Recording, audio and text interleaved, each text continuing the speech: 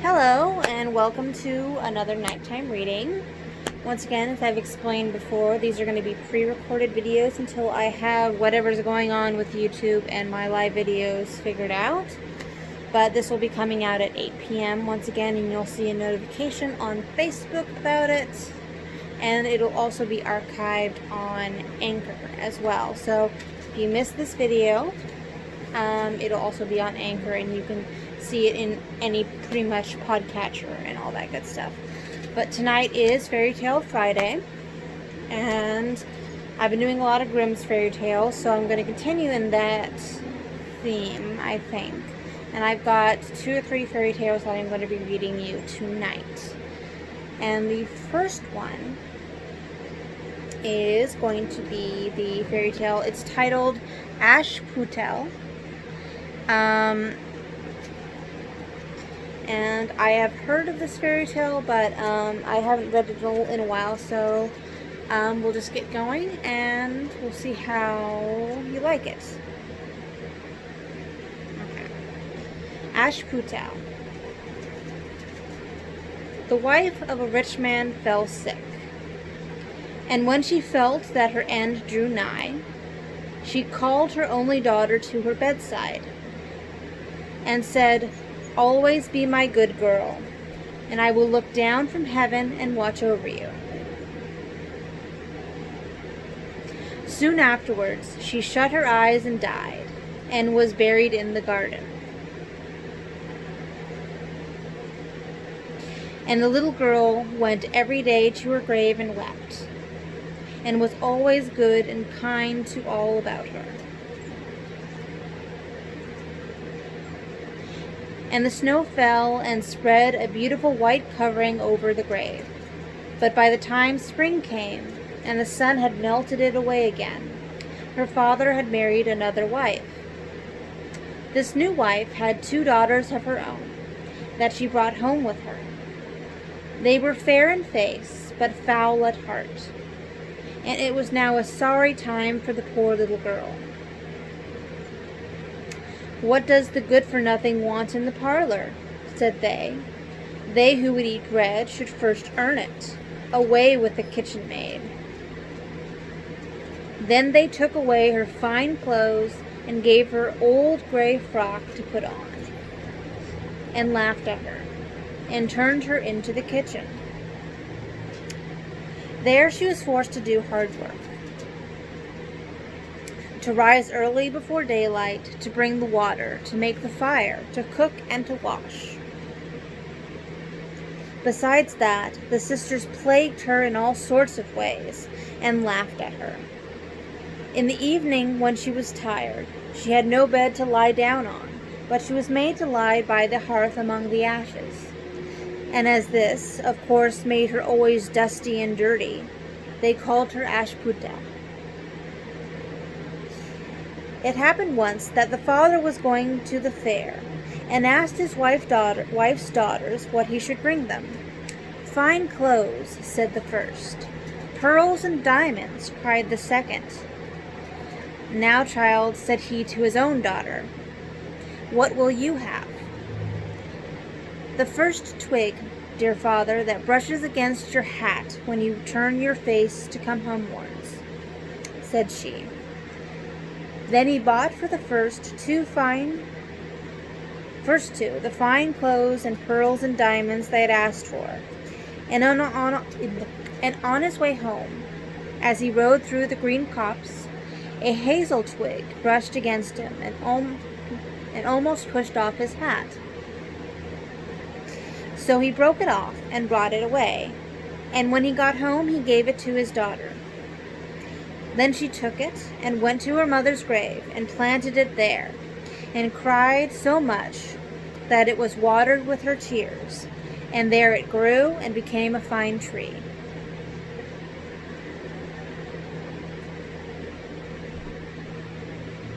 Three times every day she went to it and cried, and soon a little bird came and built its nest upon the tree, and talked with her, and watched over her, and brought her whatever she wished for. Now it happened that the king of that land held a feast, which was to last 3 days. And out of those who came to it, his son was to choose a bride for himself. Ashputtel's 2 sisters were asked to come, so they called her up and said, "Now, comb our hair, brush our shoes, and tie our sashes for us, for we are going to dance at the king's feast." Then she did as she was told. But when all was done, she could not help crying, for she thought to herself she should so have liked to have gone with them to the ball. And at last she begged her mother very hard to let her go. "You, Ashputtel," said she, "you have nothing to wear, no clothes at all, you can't even dance. You want to go to the ball?" And when she kept on begging, she said at last, to get rid of her, "I will throw this dishful of peas into the ash heap, and if in 2 hours' time you have picked them all out, you shall go to the feast too." Then she threw the peas down among the ashes.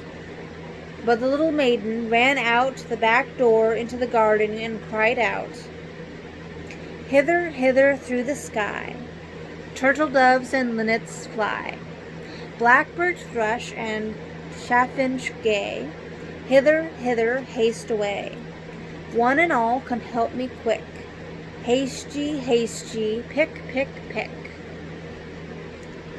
Then first came 2 white doves, flying in at the kitchen window. Next came 2 turtle doves, and after them came all the little birds under heaven, chirping and fluttering in, and they flew down into the ashes. And the little doves stooped their heads down and set to work. Pick, pick, pick. And then all the others began to pick, pick, pick. And among them all they soon picked out all the good grain and put it into a dish, but left the ashes. Long before the end of the hour, the work was quite done, and all flew out again at the windows. Then Ashputtel brought the dish to her mother, overjoyed at the thought that now she should go to the ball. But the mother said, "No, no, you slut, you have no clothes and cannot dance, and you shall not go." And when Ashputtel begged very hard to go, she said, "If you can in 1 hour's time pick 2 of these dishes of peas out of the ashes, you shall go too." And thus she thought she should at least get rid of her. So she took 2 dishes of peas into the ashes. But the little maiden went out into the garden at the back of the house and cried out, as before, "Hither, hither through the sky, turtle doves and linnets fly, blackbird thrush and chaffinch gay, hither, hither, haste away. One and all come help me quick, haste ye, pick, pick, pick." When first came 2 white doves in at the kitchen window, next came 2 turtle doves, and after them came all the little birds under heaven, chirping and hopping about. And they flew down into the ashes, and the little doves put their heads down and set to work. Pick, pick, pick. And then all the others began. Pick, pick, pick. And they put all the good grain into the dishes, and left all the ashes. Before half an hour's time all was done, and out they flew again. And then Ashputtel took the dishes to her mother, rejoicing to think that she should now go to the ball. But her mother said, "It is all no use. You cannot go. You have no clothes and cannot dance, and you would only put us to shame."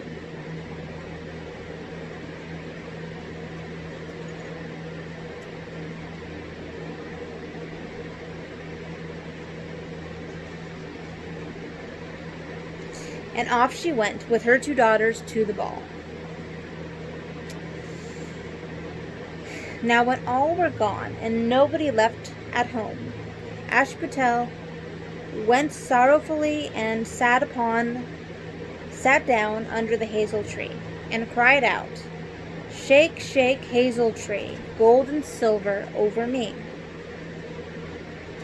Then her friend the bird flew out of the tree and brought a gold and silver dress for her, and slippers of spangled silk, and she put them on, and followed her sisters to the feast. But they did not know her, and thought it must be some strange princess. She looked so fine and beautiful in her rich clothes, and they never once thought of Ashputtel, taking it for granted that she was safe at home in the dirt. The king's son soon came up to her, and took her by the hand and danced with her, and no one else. And he never left her hand. But when anyone else came to ask her to dance, he said, "This lady is dancing with me." Thus they danced till a late hour of the night, and then she wanted to go home. And the king's son said, "I shall go and take care of you to your home." For he wanted to see where the beautiful maiden lived. But she slipped away from him unawares, and ran off towards home. And as the prince followed her, she jumped up into the pigeon house and shut the door. Then he waited till her father came home, and told him that the unknown maiden, who had been at the feast, had hid herself in the pigeon house. But when they had broken open the door and found no one within, and as they came into the house, Ashputtel was lying as she always did, in her dirty frock by the ashes, and her dim little lamp was burning in the chimney. For she had run so quickly as she could through the pigeon house and on to the hazel tree, and had there taken off her beautiful clothes and put them beneath the tree, that the bird might carry them away, and had laid down again amid the ashes in her gray little frock. Yeah. The next day, when the feast was again held, and her father, mother, and sisters were gone, Ashputtel went to the hazel tree and said, "Shake, shake, hazel tree, gold and silver over me." And the bird came and brought a still finer dress than the one she had worn the day before. And when she came into the ball, everyone wondered at her beauty. But the king's son, who was waiting for her, took her by the hand and danced with her. And when anyone asked her to dance, he said as before, "This lady is dancing with me." When night came, she wanted to go home, and the king's son followed her here as before, that he might see into what house she went. But she sprang away from him all at once into the garden behind her father's house. In this garden stood a fine large pear tree full of ripe fruit, and Ashputtel, not knowing where to hide herself, climbed up into it without being seen. Then the king's son lost sight of her, and could not find out where she was gone, but waited till her father came home, and said to him, "The unknown lady who danced with me has slipped away, and I think she must have sprung into the pear tree." The father thought to himself, "Can it be Ashputtel?" So he had an axe brought, and they cut down the tree, but found no one upon it. And when they came back into the kitchen, there lay Ashputtel among the ashes, for she had slipped down on the other side of the tree, and carried her beautiful clothes back to the bird at the hazel tree, and then put on her little gray frock. The third day, when her father and mother and sisters were gone, she went again into the garden, and said, "Shake, shake, hazel tree, gold and silver over me." Then her kind friend the bird brought a dress still finer than the former one, and slippers which were all of gold, so that when she came to the feast no one knew what to say for wonder at her beauty. And the king's son danced with nobody but her, and when anybody else asked her to dance, he said, "This lady is my partner, sir." When night came, she wanted to go home, and the king's son would go with her, and said to himself, I will not lose her this time." But however, she again slipped away from him, though in such a hurry she had dropped her left golden slipper upon the stairs.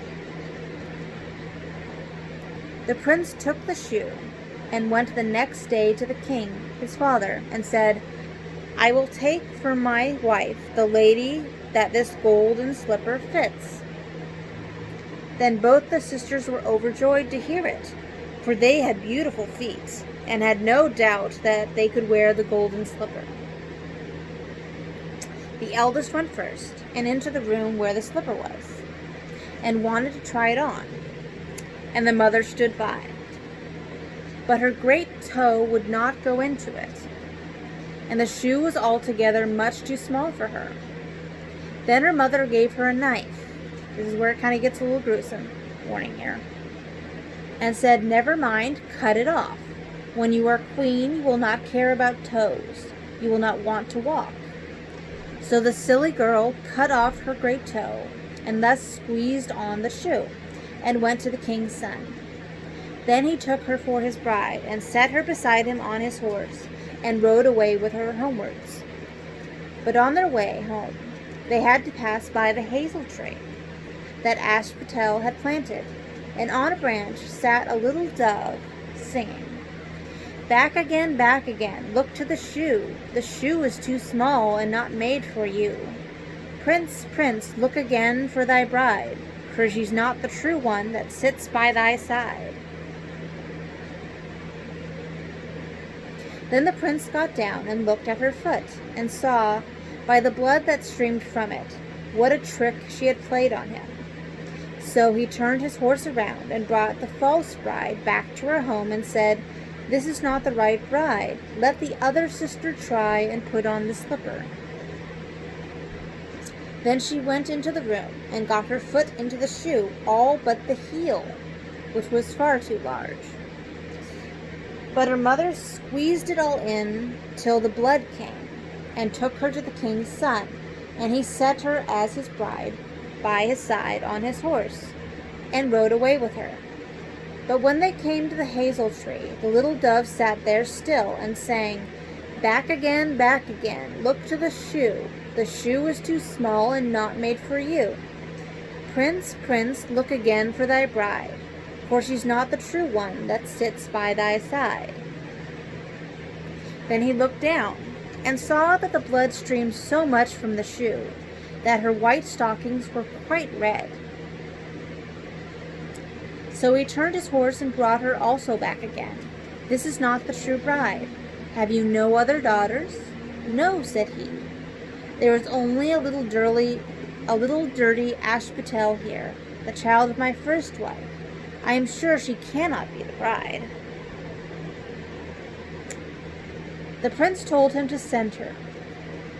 But the mother said, No, she is much too dirty. She will not dare to show herself." However, the prince would have her come, and she first washed her face and hands, and then went in and curtsied to him, and he reached her the golden slipper. Then she took her clumsy shoe off her left foot, and put on the golden slipper. It fitted her as if it had been made for her. And when she drew near and looked at her face, he knew her, and said, "This is the right bride." But the mother and both the sisters were frightened, and turned pale with anger as he took Ashputtel on his horse, and rode away with her. And when they came to the hazel tree, the white dove sang, "Home, home, look at the shoe. Princess, the shoe was made for you. Prince, prince, take home thy bride, for she is the true one that sits by thy side."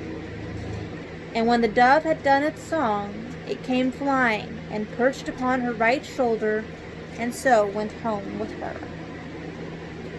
Alright, so that's the first end of that. Okay. So that was the story of Ashputtel, which is very similar, or German version of Cinderella. And just giving you a heads up, Cinderella is one of the oldest fairy tales, so there are tons of different interpretations of it in many European cultures and non-European cultures as well. I believe the oldest one is from China or Japan. I can't remember which culture is the oldest one, but they have one in both. I can't remember which one is the oldest. I think it might be China, but that's up for debate.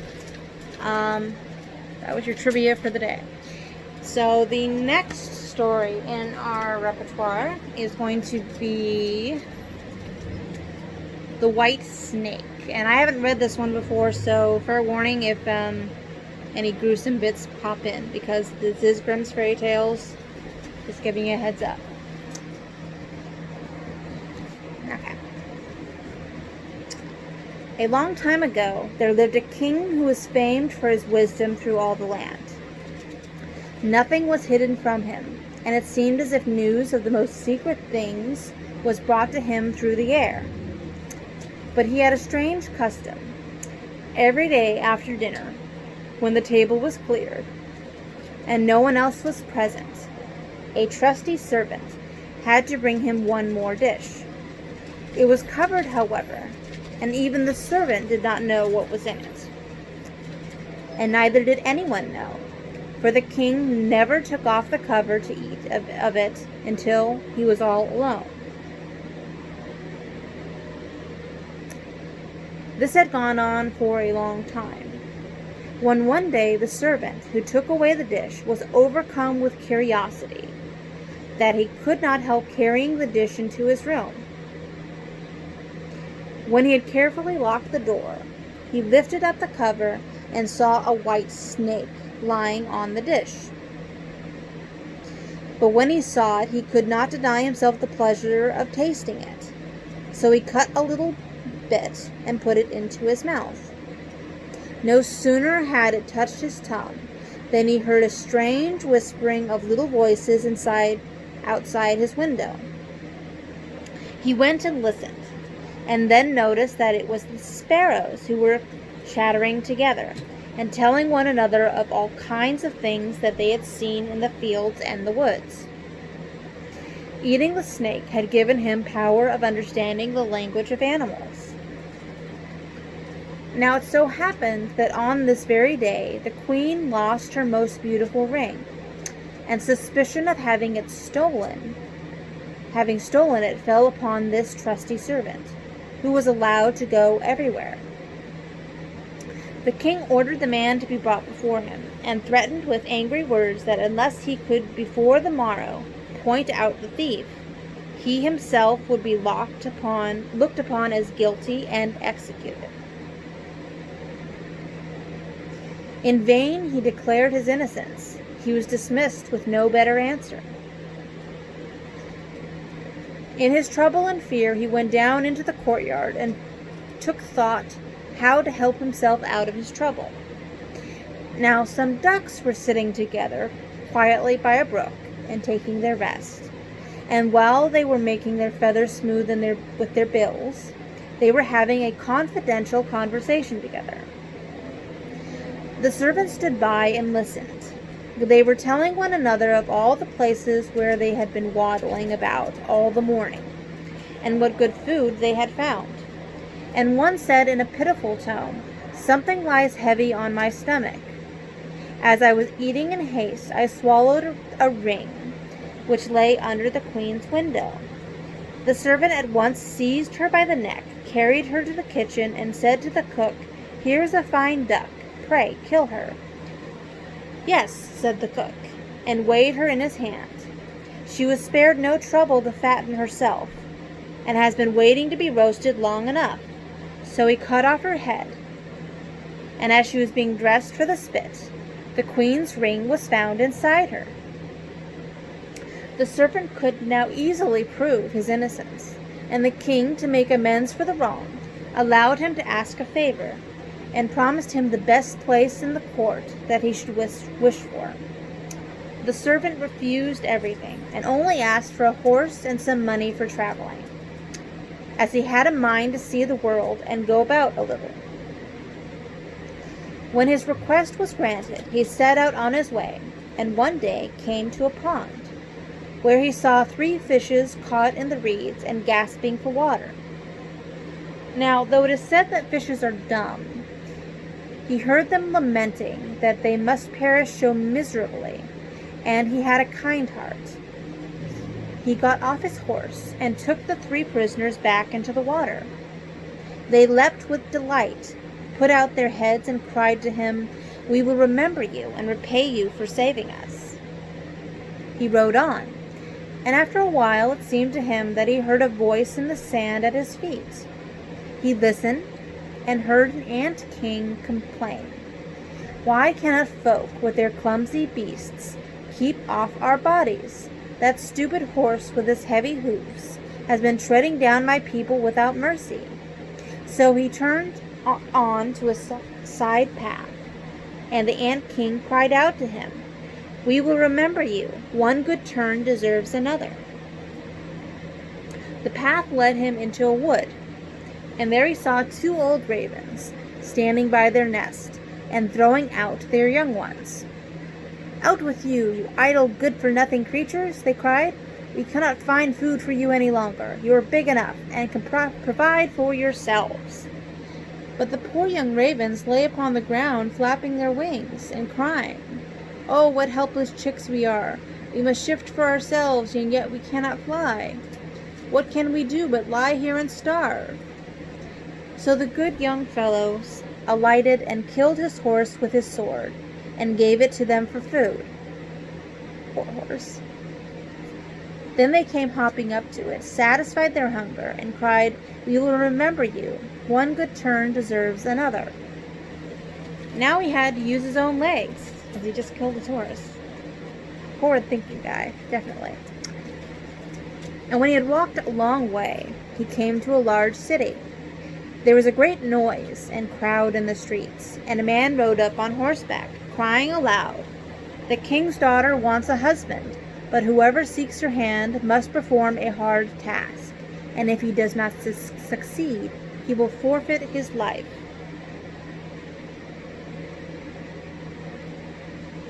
Many had already made the attempt, but in vain.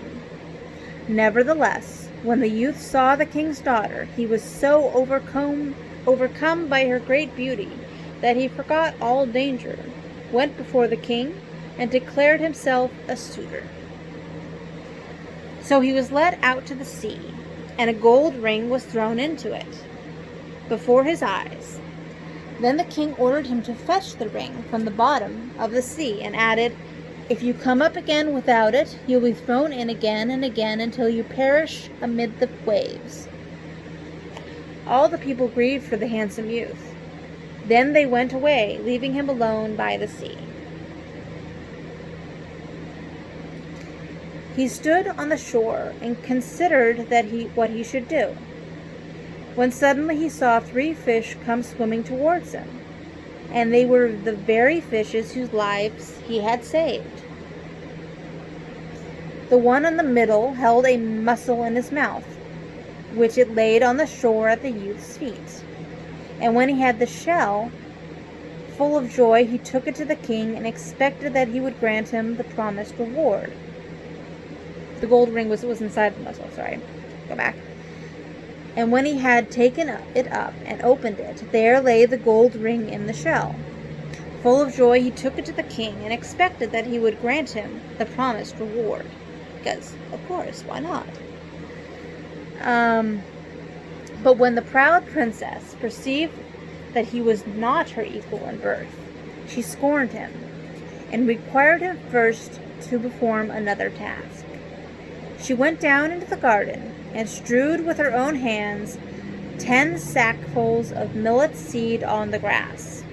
Then she said, "Tomorrow morning before sunrise, these must be picked up, and not a single grain be wanting." How could she tell this one?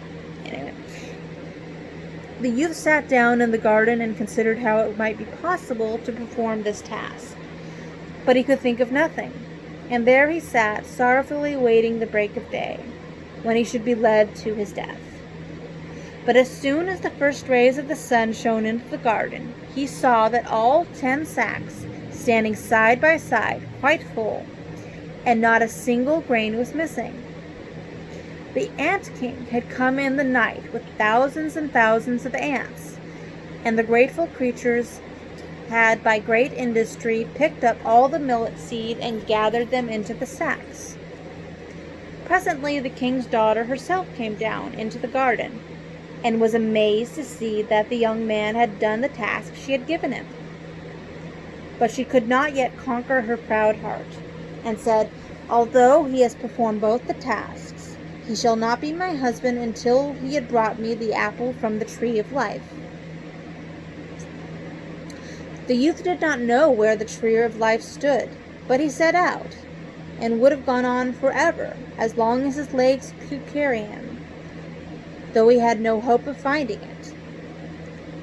After he had wandered through 3 kingdoms, he came one evening to a wood, and lay down under a tree to sleep. But he heard a rustling in the branches, and a golden apple fell into his hands. At the same time, 3 ravens flew down to him, and perched themselves upon his knee, and said, "We are the 3 young ravens whom you saved from starving. When we had grown big, and heard that you were seeking the golden apple, we flew over the sea to the end of the world where the tree of life stands, and it brought you the apple." The youth, full of joy, set out homewards, and took the golden apple to the king's beautiful daughter, who had now no more excuses left to make.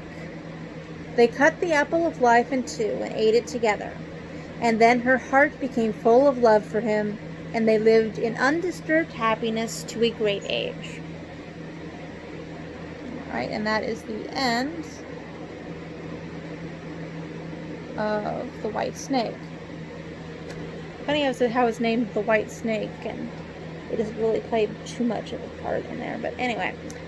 Okay, so that is the end of the second tale. We'll probably have time for one more.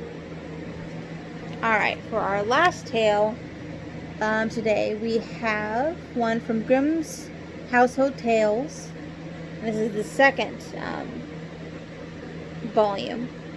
So this one's a little bit less known by most people. It's called One Eye, Two Eyes, and Three Eyes. Alright.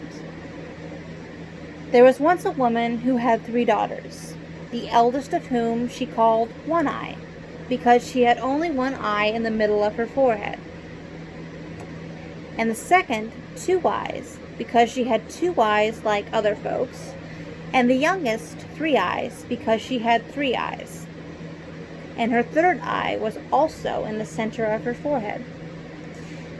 However, as Two Eyes saw just as other human beings did, her sisters and her mother could not endure her. They said to her, "Thou with thy 2 eyes art no better than the common people. Thou dost not belong to us." They pushed her about and threw old clothes to her, and gave her nothing to eat but what they left, and did everything they could to make her unhappy.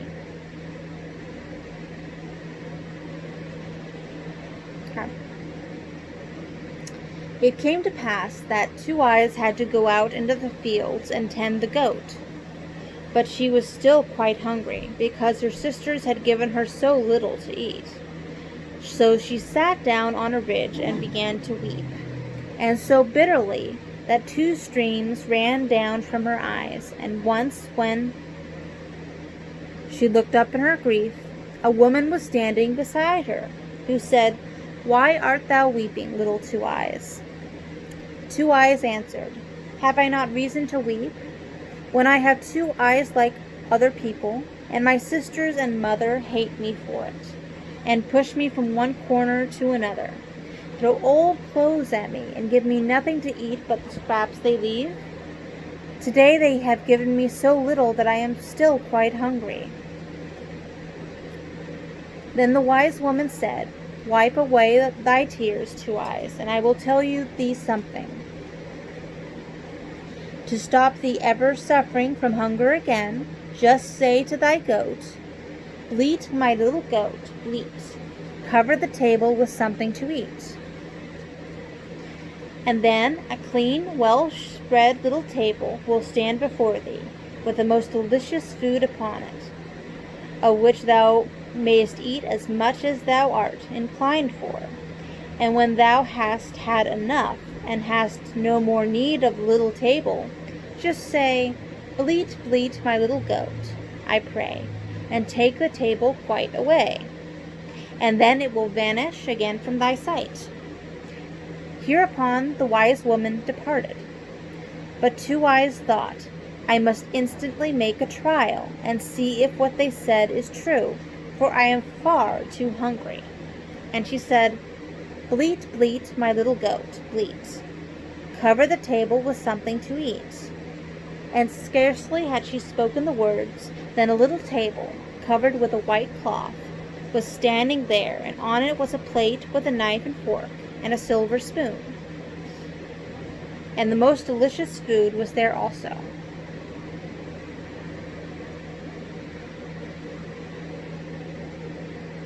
Warm and smoking as if it had just come out of the kitchen.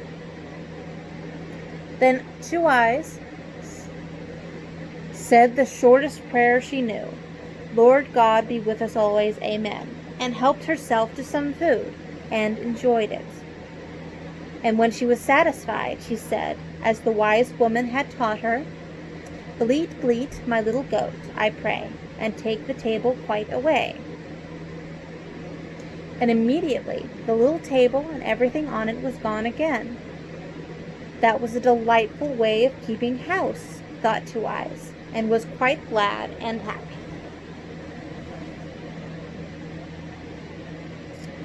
In the evening, when she went home with her goat, she found a small earthenware dish with some food, which her sisters had set ready for her, but she did not touch it. Next day she again went out with her goat, and left the few bits of broken bread which had been handed to her lying untouched. The first and second time she did this, her sisters did not remark at all, but as it happened every time, they did observe it, and said, There is something wrong about Two Eyes. She always leaves her food untasted, and she used to eat up everything that was given to her. She must have discovered other ways of getting food. In order that they might learn the truth, they resolved to send One Eye with Two Eyes when she went to drive her goat to the pasture, to observe what Two Eyes did when she was there, and whether anyone brought her anything to eat and drink.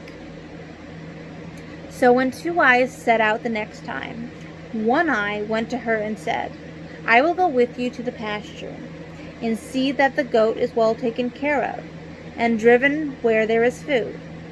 But Two Eyes knew what was in One Eye's mind, and drove the goat into high grass, and said, Come, One Eye, we will sit down, and I will sing something to you. One Eye sat down, and was tired with the unaccustomed walk, and the heat of the sun, and Two Eyes sang constantly, One Eye wakest thou, One Eye sleepest thou, until One Eye shut her one eye and fell asleep. And as soon as Two Eyes saw that One Eye was fast asleep, and could discover nothing, she said, Bleat, my little goat, bleat, cover the table with something to eat, and seated herself at her table, and ate and drank until she was satisfied. And when she again cried, Bleat, bleat, my little goat, I pray, and take the table quite away, and in an instant all was gone. Two Eyes now awakened One Eye, and said, One Eye, you want to take care of the goat, and go to sleep while you are doing it, and in the meantime the goat might run all over the world. Come, let us go home again. So they went home, and again Two Eyes let her little dish stand untouched, and One Eye could not tell her mother why she would not eat it, and to excuse herself said, I fell asleep when I was out. Next day the mother said to Three Eyes, This time thou shalt go and observe if Two Eye eats anything when she is out, and if anyone fetches her food and drink, for she must eat and drink in secret. So Three Eyes went to Two Eyes and said, I shall go with you and see if the goat is taken proper care of, and driven where there is food. But Two Eyes knew what was in Three Eyes' mind, and drove the goat into high grass, and said, We will sit down, and I will sing something to you, Three Eyes. Three Eyes sat down and was tired with the walk and the heat of the sun, and Two Eyes began the same song as before. Three Eyes, are you waking? But then instead of singing, Three Eyes, are you sleeping? As she ought to have done, she thoughtlessly sang, Two Eyes, are you sleeping? And sang all the time, Three Eyes, are you waking? Two Eyes, are you sleeping? When two of the eyes which Three Eyes had shut and fell asleep, but the third, as it had not been named in the song, did not sleep. It is true that Three Eyes shut it, but only in her cunning, to pretend it was asleep too. But it blinked, and could see everything very well. And when Two Eyes thought that Three Eyes was fast asleep, she used her little charm. Bleat, my little goat, bleat. Cover the table with something to eat. And ate and drank as much as her heart desired, and then ordered the table to go away again. Bleat, bleat, my little goat, I pray, and take the table quite away. And Three Eyes had seen everything. Then Two Eyes came to her, waked her, and said, Have you been asleep, Three Eyes? You are a good caretaker. Come, we will go home. And when they got home, Two Eyes again did not eat. And Three Eyes said to the mother, Now I know why that high-minded thing there does not eat. When she is out, she says to the goat, Bleat, my little goat, bleat. Cover the table with something to eat. And then a little table appears before her covered with the best of food, much better than any we have here. And when she has eaten all she wants, she says, Bleat, bleat, my little goat, I pray, and take the table quite away. And all disappears. I watched everything closely. She put two of my eyes to sleep by using a certain form of words, but luckily the one in my forehead kept awake. Then the envious mother cried, Dost thou want to fare better than we do? The desire shall pass away. And she fetched a butcher's knife and thrust it into the heart of the goat, which fell down dead. When Two Eyes saw that, she went out full of trouble, seated herself on the ridge of grass at the edge of the field, and wept bitter tears. Suddenly the wise woman once more stood by her side, and said, Two Eyes, why art thou weeping? Have I not reason to weep? She answered. The goat which covered the table for me every day when I spoke your charm has been killed by my mother, and now I shall again have to bear hunger and want. The wise woman said, Two Eyes, I will give thee a piece of good advice. Ask thy sisters to give thee the entrails of the slaughtered goat, and bury them in the ground in front of the house, and thy fortune will be made. Then she vanished, and Two Eyes went home, and said to her sisters, Dear sisters, do give me some part of the goat.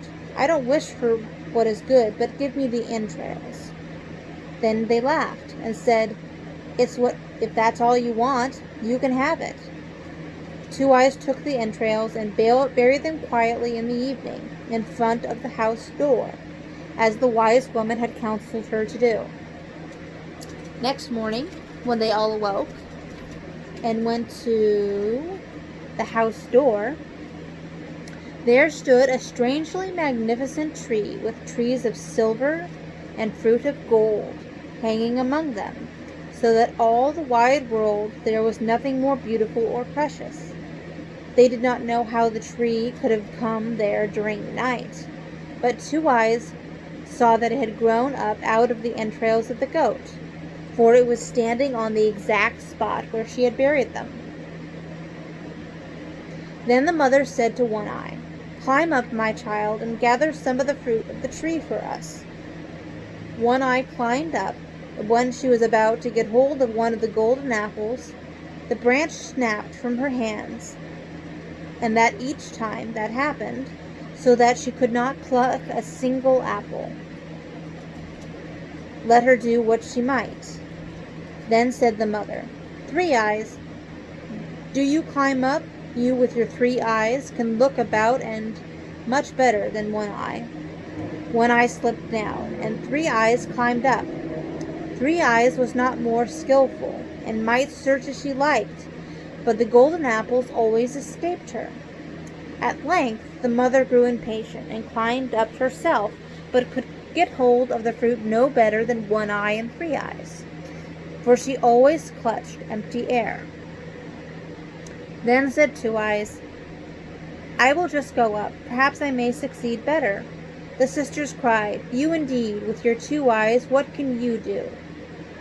But 2 Eyes climbed up, and the golden apples did not get out of her way, but came into her hand of their own accord, so that she could pluck them one after the other, and brought a whole apronful down with her.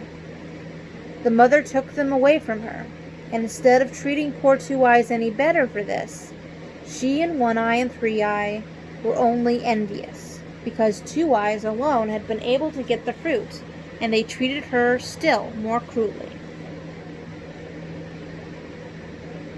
It so befell that once they were all standing together by the tree, a young knight came up. "Quick, 2 Eyes," cried the 2 sisters, "creep under this, and don't disgrace us." With all speed they turned an empty barrel which was standing close by the tree over poor 2 Eyes, and they pushed the golden apples which had been gathering under it too. When the knight came nearer, he was a handsome lord, who stopped and admired the magnificent gold and silver tree, and said to the 2 sisters, "To whom does this tree belong? Anyone who would bestow one branch of it on me might in return for it ask whatever he desired." Then One Eye and 3 Eye replied that the tree belonged to them, and that they would give him a branch. And they both took great trouble, but they were not able to do it, for the branches and fruit both moved away from them every time. Then said the knight, "It is very strange that the tree should belong to you, and that you should not still be able to break a piece off." They again asserted that the tree was their property. Whilst they were saying so, 2 Eyes rolled out a couple of golden apples from under the barrel to the feet of the knight, for she was vexed with One Eye and 3 Eye, for they were not speaking the truth. When the knight saw the apples, he was astonished, and asked where they came from. One Eye and 3 Eyes answered that they had another sister, who was not allowed to show herself, for she had only 2 eyes like any common person. The knight, however, desired to see her, and cried, "2 Eyes, come forth." Then 2 Eyes, quite comforted, came from beneath the barrel, and the knight was surprised at her great beauty, and said, "Thou, 2 Eyes, canst certainly break off a branch from the tree for me?" "Yes," replied 2 Eyes, "that I certainly shall be able to do, for the tree belongs to me." And she climbed up, and with the greatest ease broke off a branch with beautiful silver leaves and golden fruit, and gave it to the knight. Then said the knight, 2 Eyes, what shall I give thee for it?" "Alas," said 2 Eyes, "I suffer from hunger and thirst, grief and want, from early morning till late night. If you would take me with you, and deliver me from these things, I should be happy." So the knight lifted 2 Eyes onto his horse, and took her home with him to his father's castle. And there he gave her beautiful clothes, meat, and drink to her heart's content.